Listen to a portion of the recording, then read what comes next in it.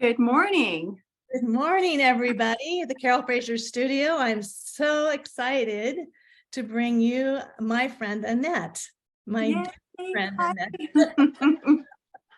I'm so happy to be here, Carol. Thank you for the invite. Thank you. It's such an honor to have you here today. My voice is going in and out. As a vocal coach, that's not really a good thing. So I might be drinking a lot of tea while you get to tell us about your amazing career. And while we're waiting for a few people to come on, I just wanted to let everybody know, if you come on late, go watch the replay. And if you missed it, welcome to the replay. So our replayers, we love you guys. We know you have busy lives, and just the fact that you are popping in here when it works for you means so much to both Annette and I, because this is such an amazing opportunity for you to get to know Annette Andersen and her amazing career in the film and TV industry as an actor, director, and producer. So, well, not director. That's my company partner. That's Lawrence. So okay. I do some writing, I produce, and I act, but I have not directed yet. Okay. Operative word there, yet. It's something I definitely want to try. I see it coming soon. Thank you. Futuristic speaking. Well, let's start there. Let's start with the Carmel Company. That's how you and I met. It is. I am in partnership with writer, director, producer Lawrence Rock. We started the Carmel Company to pair real estate and film finance last year. We've got a couple of projects under that company banner. I'm attached as producer to both of them. One is a slightly futuristic sci-fi action adventure film that Lawrence wrote. And the other is based on a William Faulkner story, and that came to us last year.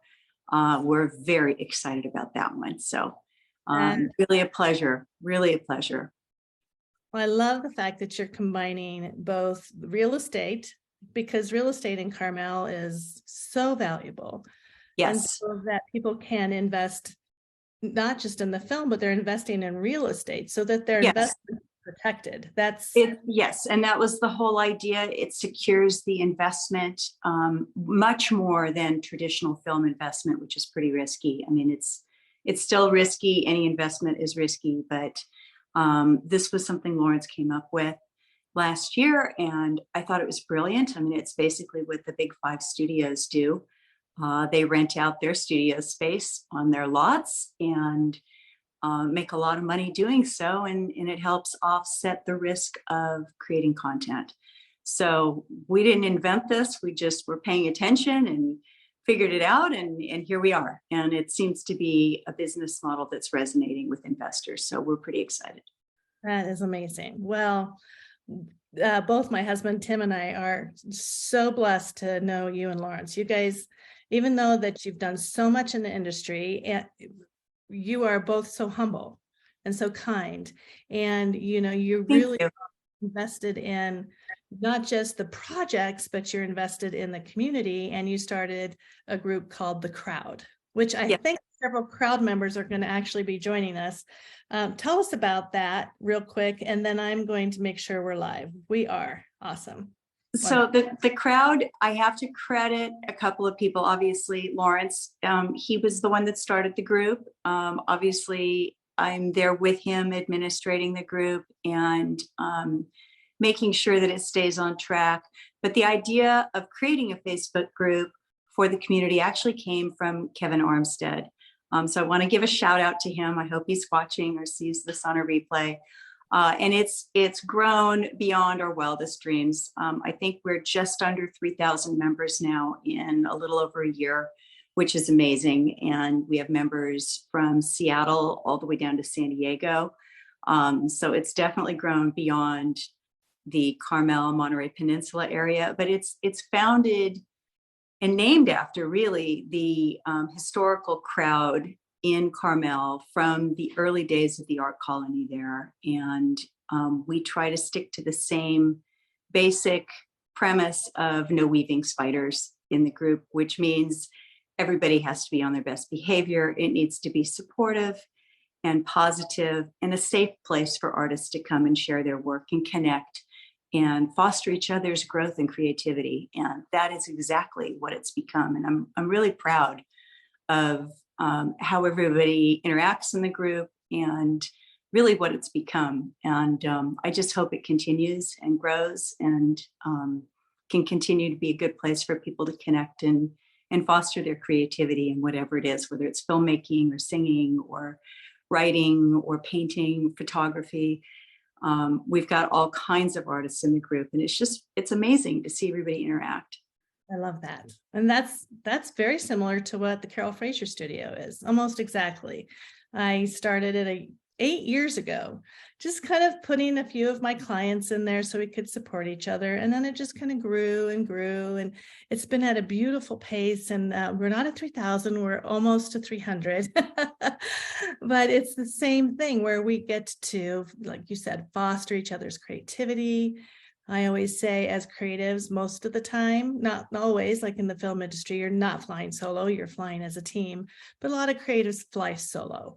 And so I feel like, having a place where they can have, other creatives help them rise to be their best self. Like, I think, Annette, I'm coining you, all boats rise together, right?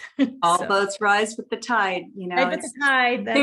There's no what's the harm of us supporting your endeavors or you supporting ours? We both win that way, and I think that's a beautiful thing. So, a win-win. That's so amazing. And I know there's a couple people watching right now. I wanted to kind of do a shout out to Beverly Connolly and to both Cindy Briggs. I think they're on here. And I would love for you guys to check out the crowd. Cindy does art workshops once a year in Carmel. She does them fantastic. She does them all over the world. She's an internationally known artist and my cousin. And then Beverly is on here, and she and I went to high school together. And she is an amazing artist, and she is in Capitola. So close. And very close. I think the crowd would be an amazing place for her to really get plugged in. So absolutely plug in and join and, share the positivity. That's awesome. That's awesome. Well, I want to just take a little time here while we're waiting for some more people to come on. If anyone has any questions for Annette, just put them in the comments below the live, and I'll just be checking those randomly. And we have a little bit of a time delay, but I'll be sure to let Annette know what your questions are for her. So hang with us here. But in the meantime, while you're thinking about your questions and things you want to ask her about, I want to read a little bit from her bio because it's spectacular. So she has produced movies with budgets ranging from a SAG Modified Low Budget of $625,000 to $12.9 million feature films. So she's the real deal. She began her career on an AFI directing women's workshop film as both location manager and production manager under the mentorship of award-winning documentary producer Roberta Grossman, who produced 500 Nations for Warner Brothers, narrated by Kevin Costner. And Annette worked for Oscar-winning actress Faye Dunaway through all phases of production on TNT's hugely successful made-for-cable movie called Sassy Tree. I haven't seen that one, so I need to go see that movie. Alongside with Richard Widmark, Frances Fisher, and Lee Garlington, Samantha Mathis, is that how I pronounce her name? Yes. And Neil Patrick Harris. I want to keep going because it's so rich with experience. I want you all to understand the amazing opportunity you have here to be able to talk with Annette and ask her questions. Annette was the executive producer assistant to Matt Groening. Sorry, I forgot to put Director of new media for Matt Groening Productions, where she worked for nearly a decade directly for the creator of The Simpsons. That's the retail licensing mega success, which we all know about, and longest running television show in prime time history. Annette is also a development associate on Futurama and wrote and oversaw print publishing on various Simpsons productions. when I tell people I'm going to be meeting with, someone that worked with The Simpsons, that's the easiest thing for me to remember. Yeah. Because we all know The Simpsons. I just want to pop down here to the end. I could keep going. Your resume is rich. Pick and choose. It's whatever seems appropriate to share. Yeah, I mean, it's just, I want to just keep going. You're production consultant for Jonathan Sanger Academy Award winning producer of The Elephant Man, The Producers, Vanilla Sky, Mission Impossible 2, and Paula Wagner, the Mission Impossible franchise films, The Last Samurai, Vanilla Sky, and War of the Worlds. Let's just let that settle in. Yeah, I was production consultant for them on a film called Marshall. Wonderful. Amazing. That's amazing. And you're also an executive producer on Day of Days. Yes. And you Kim Bass, an Emmy-nominated writer in Living Color from your earlier days in television production on True Colors. Yes, that's correct. So, I mean, like I said, I just want to keep going on. We might pop back in and throw a little bit out there. But one of the things that I've noticed, Annette, is that people in the industry, whether it's the music industry, film and TV, people that have actually made it. I don't like that's really the right word, because we never really make it. We're constantly making art. But the people that are in it for the art's sake, that have really accomplished quite a bit, they are the most humble out of everybody that I know, because you're not having to prove yourself. You've already accomplished so much. And the beautiful thing about you and Lawrence is that you guys are always, you have an arm back, and you're bringing people along, you're educating people, you're loving people into the industry and showing us what the possibility is. Thank you. No, and it's, there were people along the way that did the same for me. And I think that is the beautiful side of the industry, and we get such a bad rap sometimes, but it is an industry that is really filled with artists. It employs more artists than anything else, from the screenwriter down to the prop master, hair and makeup, set decorators. They were all artists, and it's collaborative art form. So to not be humble and not be helpful and have that community spirit in mind in this industry, I just think is a missed opportunity. So, but thank you for your kind words. They're sincere, very sincere. Thank you. Well, and I think this is the perspective that I think I can bring to anybody that wants to pursue acting. It's something that I know a lot about production and development. I know I've worked with some of the funniest writers on the planet. And I have an idea of what production is looking for from you as an actor. And I've been getting to know what casting is looking for and how they see us, which is quite different than oftentimes how we see ourselves.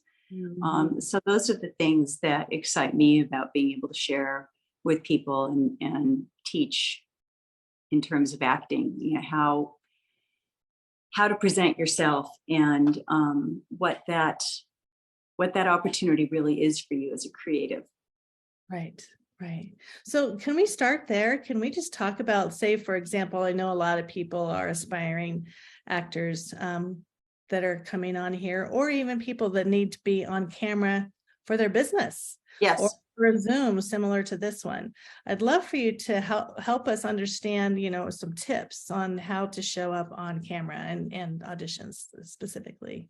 Well, I think, first of all, really understand how you're seen. I just spoke a little bit about how casting sees you, and it's quite different sometimes than the way we feel about ourselves. There are two things, there are two factors. There's type and there's brand. And let me explain what that is. And I'll use myself as an example, because I think that's probably the easiest way for people to understand. Type is your physicality. So how does casting see me? There were a couple surprises in there for me. Obviously, I'm tall, I'm blonde, I'm Scandinavian, I'm a female, I'm middle-aged. Those things are given. I didn't know that they would also then see perfectionist, maybe a snob.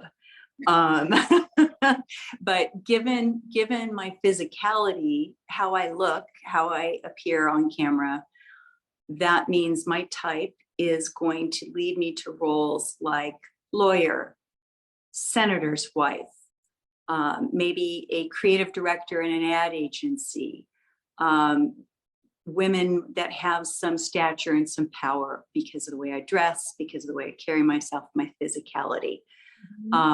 My brand is going to be my personality, what I bring to those roles. So is that empathy? Is it sincerity? Is it kindness?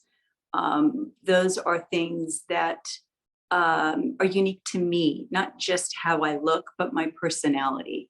And so when you start looking at how to present yourself on camera, whether you are self-submitting for acting roles on Actors Access or Casting Frontier or Casting Networks, or you are a business person who is trying to learn how to use Zoom to promote your business and do Facebook Lives like this, understanding how you're seen, I think, is step number one.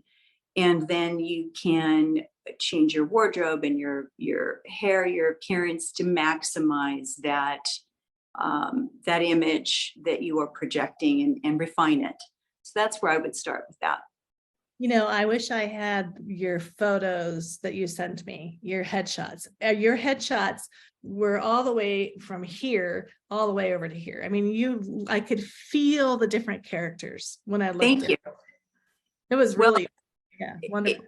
And this kind of plays into that. It's, identifying, I had great coaching. I had great coaching. I've learned a lot about headshot preparation. And it really is all about doing the work that you would do as an actor anyway, and defining and developing a character, because you want your headshots to show your range. So there are some people out there on TikTok or Instagram that are probably going to disagree with me on this, but it's been working for me. And I think you have to just take a little bit from everybody and figure out what works for you when it comes to advice. And this is advice that's worked really well for me, and it worked really well for my headshots. So it's everything from the victim look with no makeup, very dark and a little scary looking, frankly. But, that's for submitting to procedural shows, medical procedurals or legal procedural TV shows. And then I've got,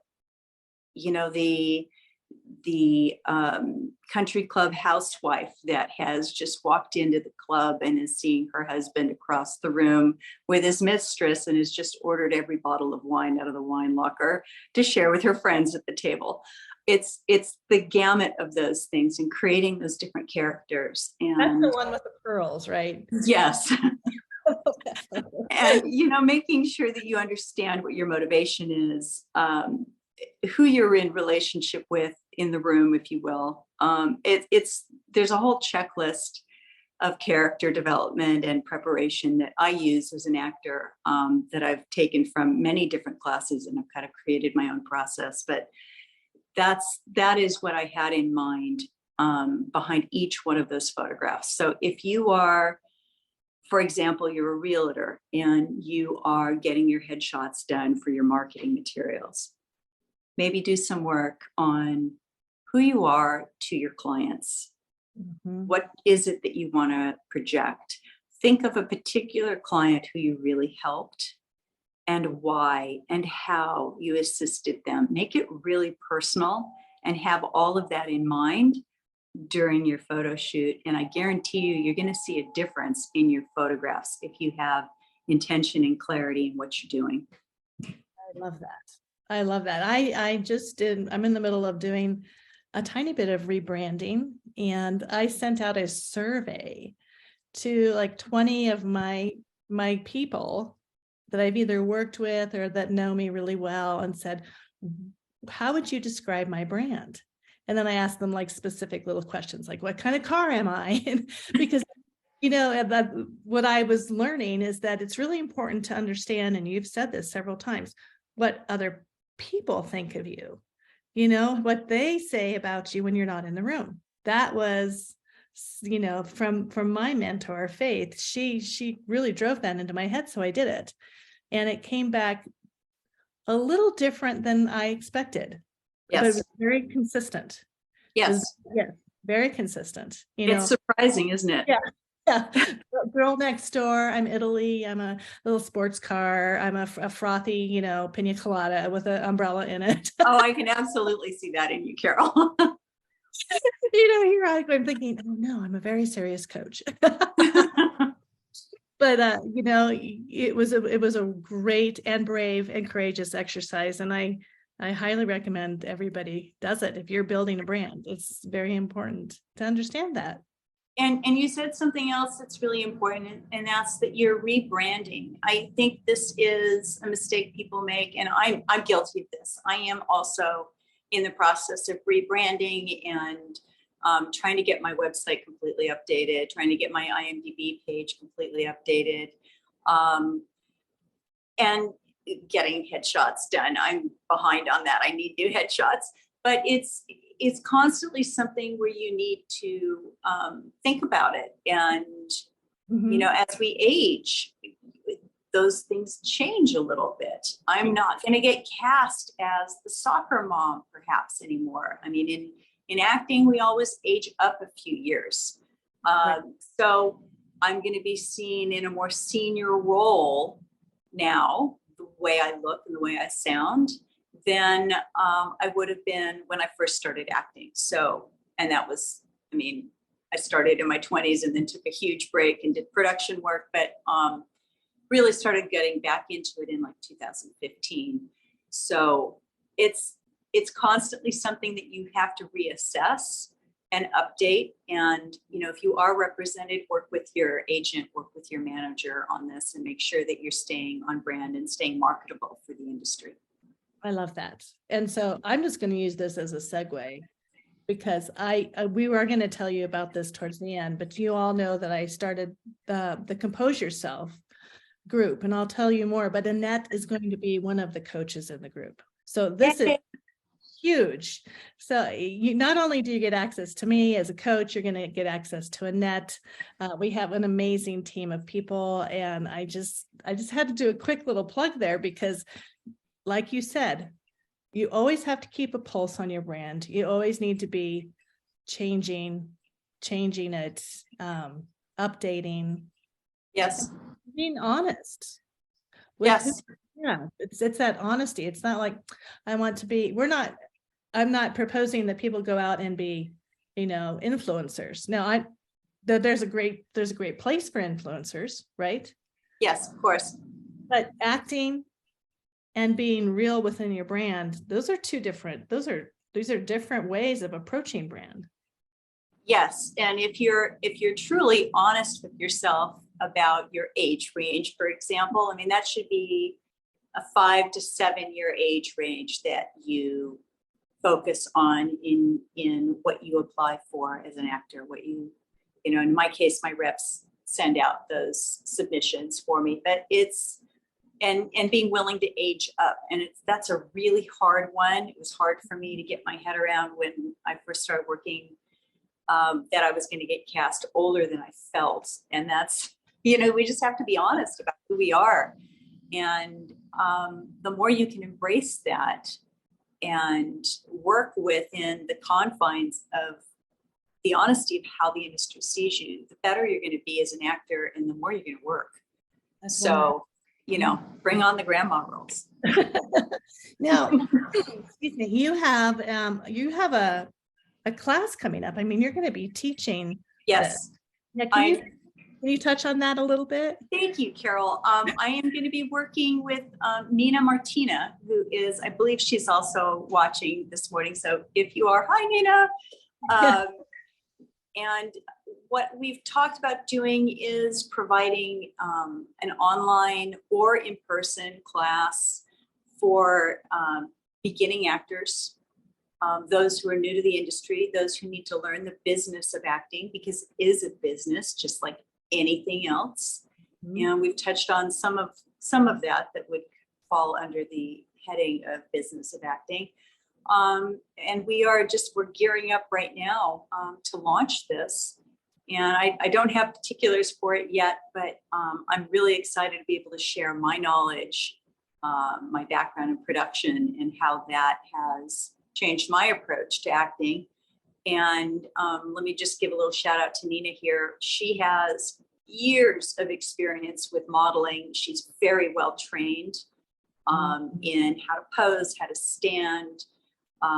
She's done a lot more commercial work than I have. So I think we will balance each other out really well as a team.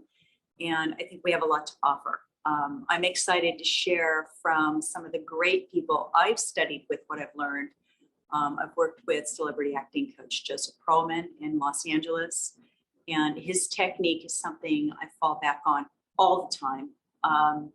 Also, Scott Sedita, he's an absolute comedy genius. I think I recommended his book to you, Tim, The 8 Characters of Comedy. Absolutely love his approach. If it's comedy, that's the approach that I go to. But I also tweak everything a little bit to work with how I approach developing character. And, that comes from my writing background on developing character. And it's interesting to be able to take all of these pieces from my background and be able to put them into character development. And it's the most fun I've ever had. So I'm hoping to be able to share that and that sense of fun in terms of teaching people how to act. And also, it's not just teaching people how to act. The industry has changed tremendously since COVID hit. So it's not just knowing how to walk into a room and audition and get the part and what to do with the part once you get it. There's this whole other piece now with self-taping.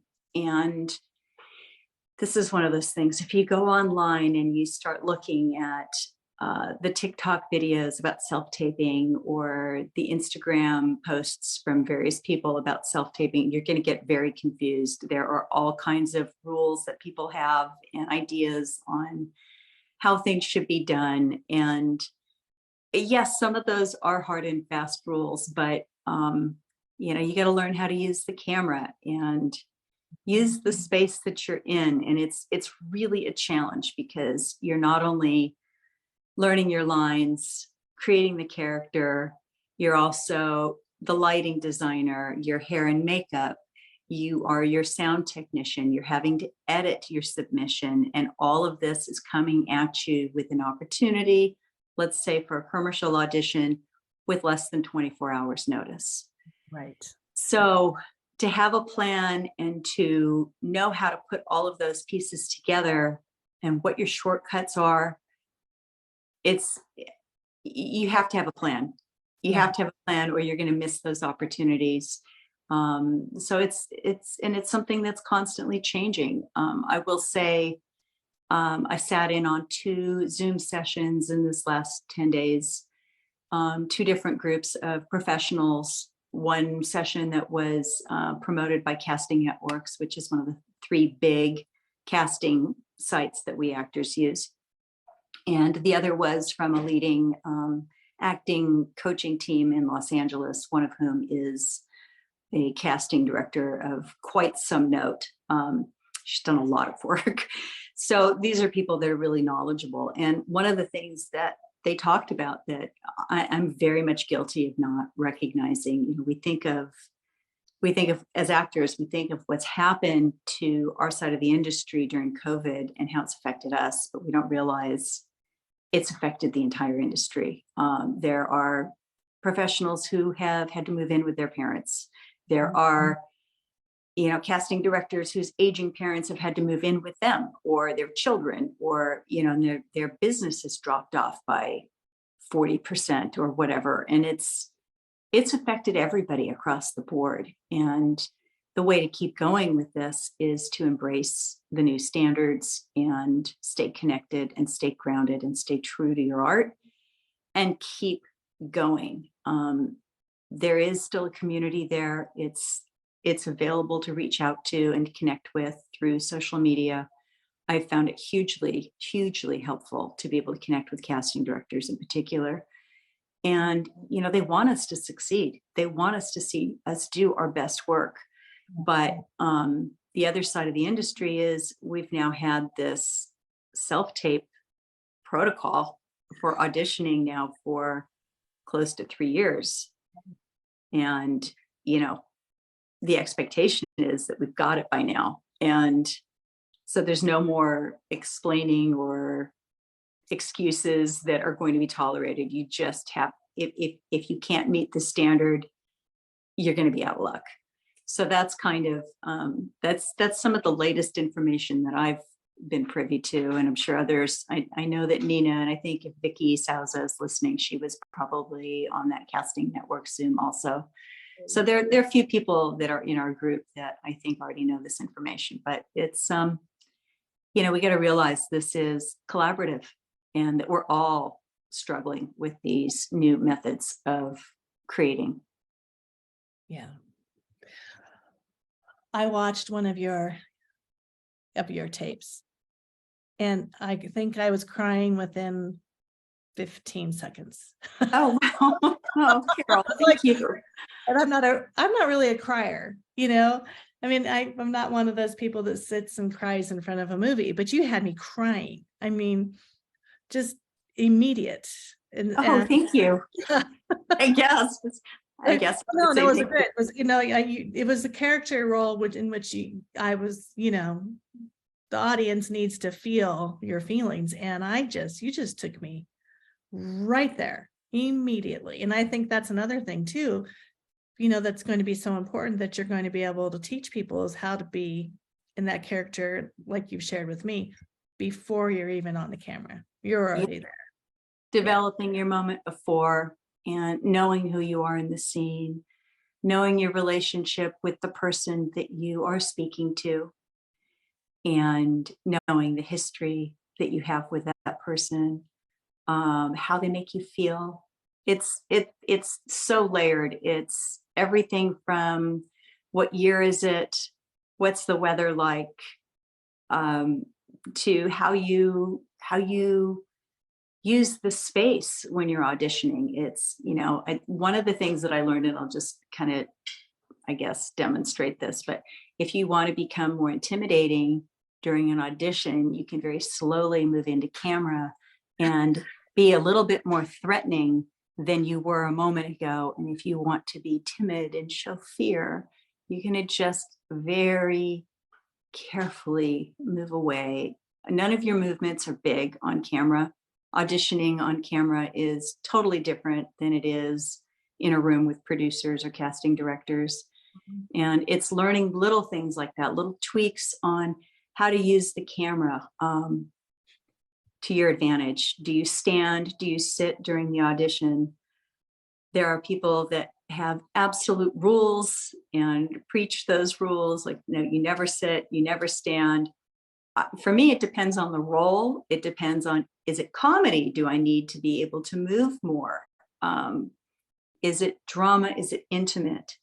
And I think if we remember to play as actors, I mean, it is called a play after all, for a reason. If we remember to play as actors and remember to have fun with it and try things, allow yourself that time to try and explore. I don't think this is a bad thing to be restricted to self-taping. And, we may see the industry come back to in-person auditioning, but for now, I think self-taping is good. It allows you to play with it and get the performance that you really want to show casting. You don't have to ever say, can I start again in a room if you're self-taping? And the other thing is it really opens up that opportunity to actors from anywhere. One of the managers on one of these Zoom sessions that I just sat in on talked about how his favorite client won't come back to LA from Ohio. And I just thought, yeah, I get it. Like this, but it's open to us if we can master this tool. And that's a beautiful thing, I think. I think every business needs to master the tool of being on camera and video and communicating through the lens, like you said, whether or not you're a real estate agent, whether or not you're an artist. I have a lot of artists that I work with, and my constant ask of them as their manager is, please get me more footage. Yeah. Just record over your shoulder as you're painting. Yes. I just need the footage. Yes. And so just getting people to that place where they're brave enough to hit play. A lot of people are at that stage, Yes. Yeah. So what I would say to those people is the more you do it, the less terrifying it becomes, because it is scary the first couple of times. I mean, I spent a lot of time in this industry being afraid of being on camera and afraid of putting myself out there. And I don't know, something just changed for me in my personal life. I ripped the Band-Aid off in 2015 and said, what the heck? This is me. This is who I am. Yeah. Take it or leave it. And that attitude and that confidence in just knowing who you are, knowing how casting sees you, accepting that, knowing who you are in your heart, and being willing to be present and vulnerable, that's what people are looking for. Yeah. It's what we resonate with in any great performance. We resonate with that vulnerability that people are willing to give us, and that sincerity and that groundedness. So, get comfortable with yourself. I love the fact that you're telling this information through, you have a producer lens, you have a casting director lens that you're, what I mean? The different lenses that they're looking at this self-tape, Yes. Yeah. Thank you. Yeah. Cindy said, I wanted to say, she said, I like self-tape. Here's me being real. I like self-taping. You can control the light and the scene and what you want to say and edit it. That's beautiful. And Cindy has just taken off over the last couple of years with her online programs. And she's constantly, she's dedicated to her art. She's dedicated to, being consistent. Her consistency is amazing. Showing up. That's what it takes. And you talked about footage, and this is something I have to admit, I'm terrible about this. I am terrible about getting the footage that I need. It's difficult as an actor sometimes to get the footage that you need from a show that maybe was shot and everything went fine, but it was never picked up or it didn't broadcast. I've had a couple of things like that. I did a pilot in 2017. I still haven't seen it. And I was booked as a recurring character in that. So it's a bummer that I can't see that footage and can't use that footage. And then, the most recent thing I did with Bill Burr, that was a Quibi project. And we all know what happened to Quibi. It finally got purchased by Roku. Quibi went out of business. It went under. Okay. And then all the content was purchased by Roku. And in that process, it was like 2 years of waiting to see the footage. But there's a workaround for that. And this is, I'm being very transparent. This is my bad. Create your own content. Find something that's already aired, get the sides for it. And if you don't know what sides are, that's what we actors call, your 3 or 4 pages of the script. Get another actor friend and put it on tape. Get your lighting right, your sound, all of that, and create your own samples of your work. And so for me, this is my big number one on the to-do list for myself as an actor for 2023 is get more footage. And it's not always appropriate to use your audition tapes, your self-tapes for that. Things have to have aired first, and because otherwise you're using material that you don't own. And you're maybe releasing that information before it's been released to the public, and it can get you in a lot of trouble. And so that also goes for posting your auditions online. I mean, you may be really proud of the work that you've done, but you can't share it. I know the clip that I shared with you, Carol, that you just spoke about a few minutes ago. That film has not been produced yet. You know, and I know who got the role, and no one can, and I can't say anything. But it's I think you also have to let go as an actor of the outcome of these things. It's the opportunity to work that muscle is the prize. The opportunity to audition and to create a character and do that work, that is the prize. Obviously, we all want to book the role, but the fun is in doing, and that needs to be its own reward, because you're going to get endlessly frustrated if the reward is booking the role. You don't know if that self-tape that you sent in, if it made the casting director cry, but you weren't right for the role. You were too old, you were too young, you're taller than the other lead, you're prettier than the other female lead who's who knows? You know, there are a million different reasons that you may not be cast. You may not look enough like the character that's supposed to be your son or your daughter. But you may have made an impression on that casting director with your tape nonetheless. Mm-hmm. And it's about building those relationships on that side of the business.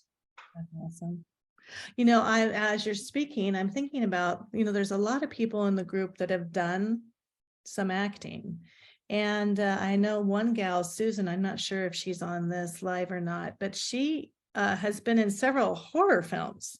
Of course, mm-hmm. I've never been brave enough to watch her horror films because I'm not a horror film gal, but she's done quite a bit of character work within horror films.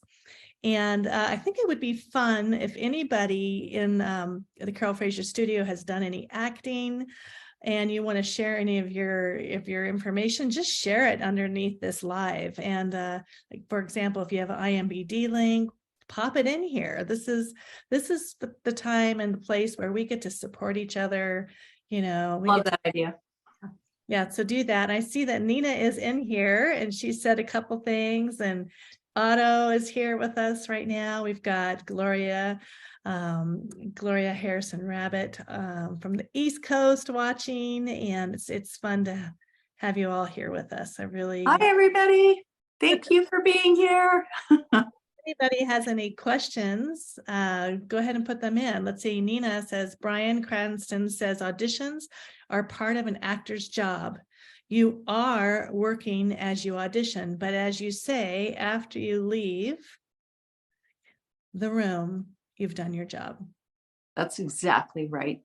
That is exactly right. Yeah. And Nina's the one you're going to be doing this. Yes. Yeah. She's amazing. Her background with commercial work and with modeling in particular is as impressive, I think, as it can get. She really knows what she's doing, and I look forward to learning from her in this process. I mean, this is, we learn from each other. And the other thing that I've found just in the last 6-7 years of acting now, when you are willing to work with somebody to coach them through an audition, I have a couple of friends that regularly work with me when I have self-tapes, and I learn from them all the time.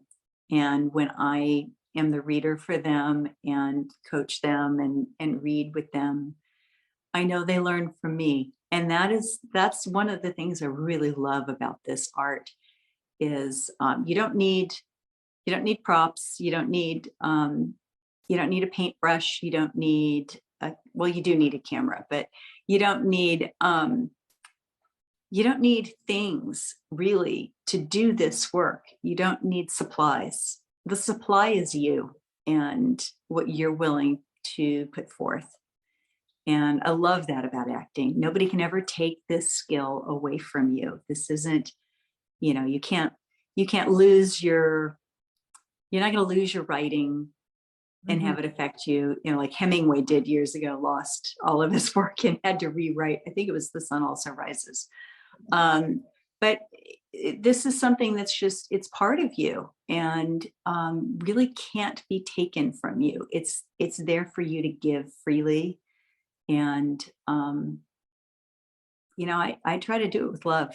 Even the really nasty characters I've had to try to audition for or play, it's, you find that one little thread of humanity, and it's most fun I've had. I love this job. One of the things that you've said a few times is that, you'll get an ask to audition. Yes. A request to put in an audition, and you sometimes have 24 hours or less to prepare it. Can you talk to us about how you have everything set up, to a point, but do you have a setup that you just go and walk to and it's ready to go? Ideally, yes. Right now I have my backdrop set up, and I'm using a circle light for this just for ease. But if it's depending on the audition and the amount of time that I have to prepare, I do have a 3-point lighting set up. Nice. I am not the best when it comes to lighting. It takes me forever to get it set up, and it's really technical. And for me, it's difficult. Other people, it's probably super easy for. But so it depends on how much time I have to prepare and what it's for. I mean, I had a pretty big supporting role audition for a film last year, and I made sure everything was technically perfect. But I also had a week to prepare, and I think I want to say it was like 9 pages of dialogue to be off book on, and 3 different scenes. So it depends on what it is. And, if it's a commercial audition and they need it by the end of the day, that happens sometimes too. If I have to, it's against a blank white wall. Not the best for most skin tones, against a blank white wall. Ideally, you want a gray or blue backdrop, something that works with your skin tone, that highlights you, highlights your eyes, and get it done. I think it's less about technical perfection than, are you creating something with your character and your persona that's going to grab people's attention? Right. We all want to be as technically perfect as we can in this process. But more than once, I've submitted something that I didn't think was very good because I hadn't hit those technical marks, and I ended up booking. So you never do your best work. The work is really the most important piece. Mm-hmm. Mm-hmm. Those other things are also important, but if you have to pick and choose because of time constraints, learn your lines and do the job. Create the character. Let's talk about learning your lines, memorizing. Yeah, that's hard. It is hard. But it is, as we're getting older, it is one of the things that I'm truly grateful for, that I have found this career path for myself. Learning lines keeps your brain sharp. It just does. And so I'm grateful for that. I think it's a blessing, and I'm glad to have that opportunity to have to memorize all the time, keep those old brain cells firing appropriately. But there are different techniques that people use. I've seen people take the first letter of every word of dialogue and write that down, so they memorize those letters and then they can remember the line. For me, I think doing the character work first, knowing who I am, my relationship to the other characters in the room, what time period it is, knowing all of those things that build the character before I even start trying to memorize. Because then you know what you're saying and you know why you're saying it. And that just, it takes half the difficulty away for me. One little trick I've learned that if you ever see my sites, they probably have little drawings on them. Phonetically, if there is a word that sounds like house, for example, I'll draw a little stick figure house right on my sides, right over that word. And then, maybe there's a word that sounds like tree, something that'll trigger my memory. It's all about memory association, right? So my sides look like a little kid has doodled all over them. But that's what works for me and helps me get off of as quickly as possible. That and knowing why I'm saying what I'm saying and who I'm saying it to. I love that. So here's a question for beginning actors. Can they or should they ever use a teleprompter, or is that not accepted in the industry? Or I would not use teleprompter for an audition. Certainly it's a skill that you should learn to master, to use a teleprompter. I've had a couple of experiences now with the teleprompter, and it's not as easy as you'd think it would be, and it does take practice. But that's really more for live broadcast. When I was a presenter for the San Diego Film Awards, we worked off teleprompter, but that was a live, broadcast. You're really best off finding another actor who can give you something to work off of as a reader. That emotional connection. Find a generous actor friend who, and by generous, I mean as an actor, generous as an actor, give you that energy to work off of, to bounce off of, because that relationship and that connection, that's what we want to see. That's why we go to the movies. We want to see the interaction between characters.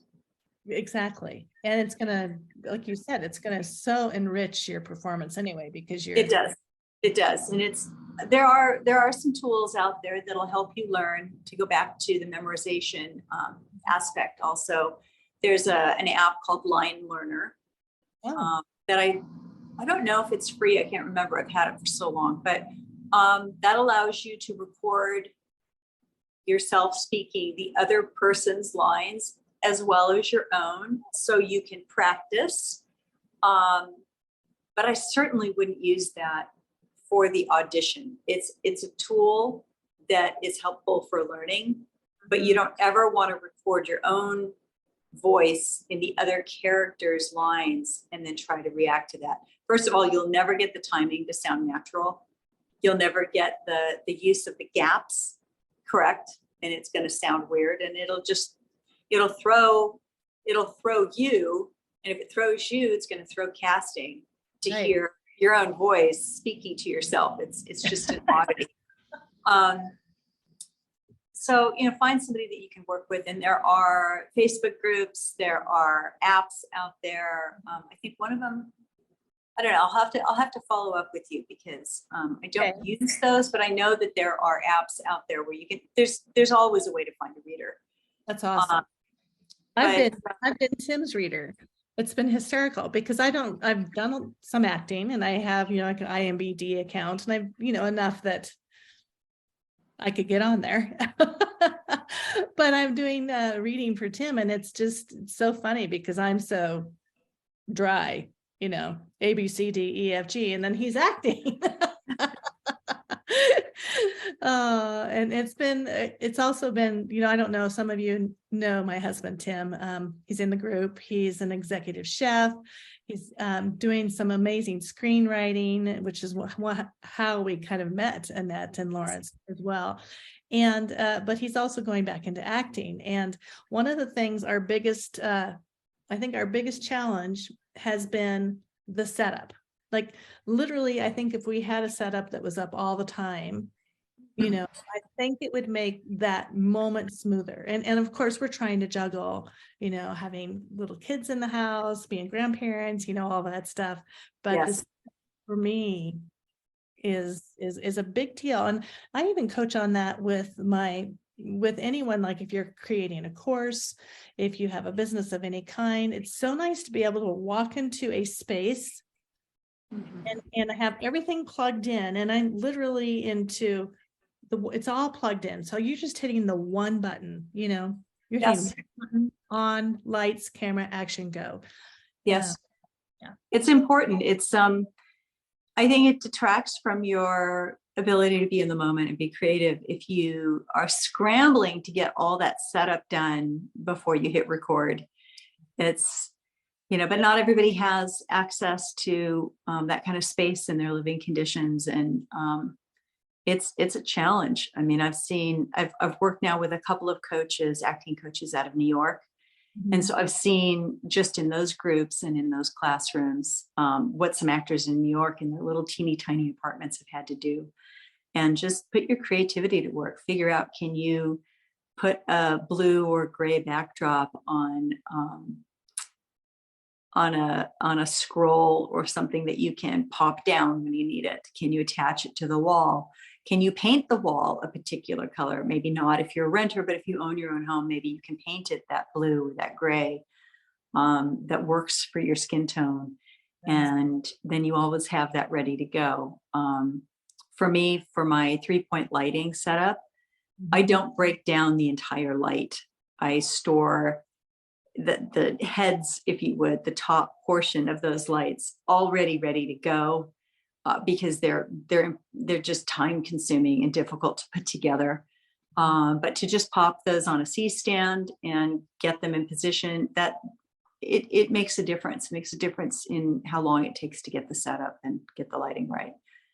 I have both a ring light here and a soft light. And I normally will speak to people from the other direction when I'm just coaching people, but I've loved my piano back here. So I shifted it over. And this morning, as we were, we got on early, gals and gentlemen here, we got on early to check our lighting and our sound, so, it's just preparation. It's that Yes. the mindset of getting ready to serve your community, be on camera, be real, get grounded. We did a beautiful grounding exercise together, which I loved. Yeah. And I'm looking at the time when we probably should wrap up, but there's something I really want you to speak to, because I know there's a few people on here that asked specifically for it. Voiceover work. So I know several people in here that are looking at that. And in fact, Heidi Adams is in here, and she has a film that is out, and she's done quite a bit of work. And so now she's wanting to go into some voiceover work, and she's got some good, funny voices. I think that's fantastic. I have not done a lot of voiceover training. I've certainly auditioned for voiceover. I know that as much as you can do acting auditions from anywhere, you can really, there's so much available to you as a voiceover actor to be able to do that from anywhere. You've got to take a little bit of time and do some setups so that you create a sound, maybe not a soundproof area, but at least a setup in your closet or something where you've got fabric on the wall or foam on the wall to absorb sound. And there is a lot of emphasis on the technical aspect of that. I have somebody terrific who I will suggest to you, Carol, to come into your group and do a presentation on voiceover. She's written, I think, 8 books on voiceover. She's a casting director in voiceover, and she's just fabulous. She's funny and friendly and wonderful. So I won't speak too much about voiceover because it's not really my area of expertise. But I definitely will point your listeners and your group in the right direction there. So you have somebody I can recommend, and have fun with it like you do with your regular acting preparation. I do know this. I do know when you get a voiceover audition, you still have to do all of that character preparation work. Because if you don't know who you are and really why you're saying what you're saying, I don't care if it's a 10-second or 15-second spot, it reads differently. You have to do the character work. Right. Right. Loving it. Well, as Tim and I are new screenwriters, and I think we just did the 8th pass through a screenplay. Rewriting and rewriting and rewriting. The biggest thing that we've had to learn as writers is character development, Yeah. And you really worked with us on that. So it goes through the whole gamut, of the whole business. It does. Yeah. We're storytellers. Yeah. That is literally when you're looking at a film set and you're seeing all of those artists working together, they really all are storytellers. And I mean that for the person who's doing props as much as I do the person who's doing hair and makeup. They all add to the story. If they're good at what they do, they've read the script, they understand the characters, they understand the setting, the conflicts that are at play, and all of that influences their work. And that's why it's such a rich collaborative art when you work on a film or a TV show. I love that. I love that. I just wanted to do a shout out to Frank. Olivia, he is an actor. He's done several films and he's a film investor and he's on here watching. So shout out to everyone. Beverly, thank you so much for everybody showing up. We've gone over just a little bit. I wanted to again let you know that Annette and Nina will be starting a acting, I don't even know what to call it, an acting program. What would you more call to come on that as we get it developed? Right. Yes. Okay. And then Annette is going to be one of the coaches with us in Compose Yourself. You guys will hear more about that in the upcoming days because that launches on February 7th. I'm really excited. So it's a real quick recap. It's about 8 to 10 people only that I'm taking. I have several amazing coaches similar to Annette that are going to be involved. You get serious hand-holding for artist development and management, and we help you launch your career or expand your career, your creative career. And what I love about this program is that even though I have somebody writing a book and somebody wanting to go into acting and somebody that's creating a course, we're all doing something different in the creative world. However, we're coming together as just support, just similar to like this conversation, Yes. Say it again. What did you say? The tide. All boats rise with the tide. Boats rise with the tide. I just love that saying, and I really do think it's true. That's at least how I want to work in this industry at this point. Yeah. So much love to all of you, Annette. Sincerely, thank you. Thank you. Thank you for having me, Carol. And I'm excited to see you launch Compose Yourself. I'm really excited to be a part of it and to work with you. And thank you for having me this morning. I'm really humbled that you would ask me to be here. I'm humbled that you're here. So it's beautiful. I can't wait to see you in Carmel and give you a big hug. Thank you. Likewise. Yeah. And so I'm going to go ahead and sign us all off. Beverly says, thanks. Everyone's saying thank you so much. Amazing information. Nina put her IMBD in. You guys go check her out. Frank, you might have come late to the party, but if you put your IMBD in here, anyone that is in the business, Adrian Clark says, fantastic interview. Thank you to you both. And I mean, just some beautiful, wonderful feedback. Love you all. Love creative souls. Just love you all. All right. Now, thank you. Thank you. Thank you. Thank you. I'm going to, this is the funny thing. I don't know how to stop the live. I do this all the time. And it's so funny. I get to this part because I'm having so much fun. I'm like, how do I turn it up? Oh, here. Here. All right, you all take care. Bye-bye.